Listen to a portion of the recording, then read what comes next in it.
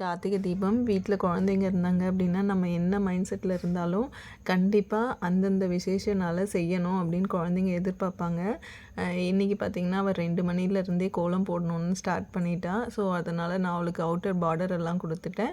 And there after அவள் வந்து நான் எல்லாமே கலரிங் பண்ணிட்டா. நான் அதுக்கப்புறம் வந்துட்டு திரும்பவும் பார்டர் மட்டும் ஒயிட்டில் கொடுத்தேன். அதுக்கப்புறம் வந்துட்டு வீட்டுக்குள்ளார வந்து பூவில் கோலம் போடணும் அப்படின்னு சொல்லிட்டு, பிகாஸ் குழந்தைங்க இப்போ ஸ்கூல்லலாம் அது ரெகுலராகவே பார்க்குறாங்க. அதனால் வீட்டில் இருக்கிற பூவை வச்சு சின்னதாக ஒரு கோலம் போட்டாச்சு.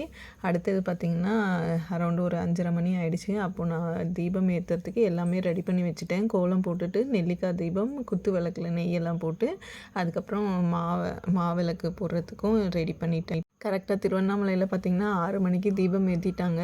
ஸோ அதை பார்த்துட்டு அதுக்கப்புறமா நானும் வீட்டில் வந்து தீபம் போட்டுட்டு அதுக்கப்புறம் பூஜையை ஸ்டார்ட் பண்ணிட்டேன். யூஸ்வலாக நான் எப்போவுமே வந்து கார்த்திகை தீபத்தப்போ இந்த 3 விளக்கு தான் போடுவேன். குத்து விளக்கு, அதுக்கப்புறம் மாவிளக்கு, அப்புறம் நெல்லிக்காய் தீபம் போட்டுருவேன். யூஸ்வலாக பார்த்திங்கன்னா கார்த்திகை மாதம் சோமவாரத்தில், அதாவது திங்கக்கிழமை நெல்லிக்காய் விளக்கு போட்டிங்கன்னா ரொம்ப விசேஷம்.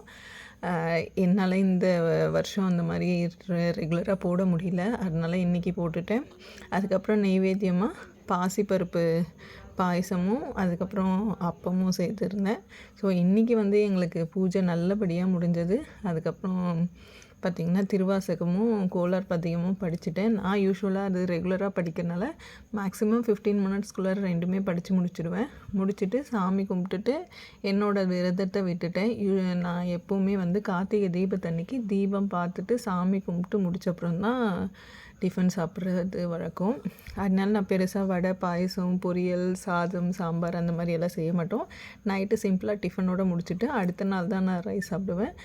ஸோ சாமியெல்லாம் கும்பிட்டு முடிச்சிட்டப்புறம் வெளியில் விளக்கேற்றிடலாம் அப்படின்னு சொல்லிட்டு பூஜை பண்ண விளக்கெல்லாம் எடுத்துகிட்டு வந்து வெளியில் வச்சு அழகாக முடிச்சாச்சு. அண்ட் பாப்பாவும் பாட்டு பாட ஆரம்பிச்சிட்டா.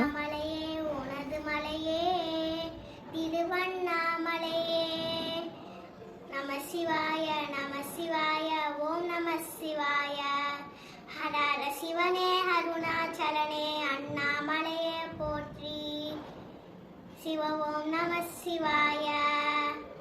பாட்டு பாடி முடிச்சிட்ட அப்புறம் பார்த்திங்கன்னா கொஞ்சம் நேரம் பட்டாசு வெடிக்க போயிட்டோம்.